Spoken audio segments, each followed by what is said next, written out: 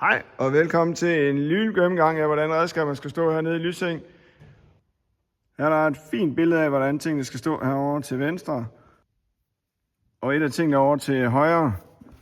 Her er det smart, hvis at man har hård og blød sammen. Hård og blød, for så kan de ikke være herinde under de der rør der. Hjælp med at få skubbet dem her helt ind i bunden, sådan så at de kan være i kassen, ellers så kan de ikke være derinde. Herinde der har vi tyndebånd, som hænger inde bagved. Kravletunneller begge to, og så de her markeringsbånd.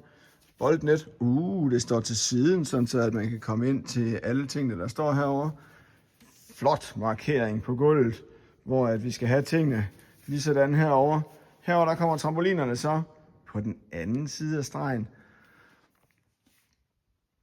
Trampoliner står, så der er en bred, og så en smal, og så en bred. Det eneste, der bor på gulvet, det er dem der. Og pumpen til airtracken.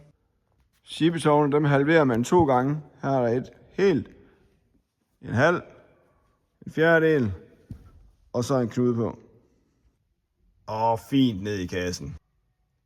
Tæppefliser, faldskærm, ærteposer, bolde, shippetårne, tingeltangel, trædesten og kejler.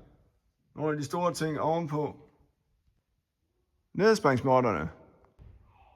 Flot instruktion. Sidekasser, endekasser. Flot op på bænken.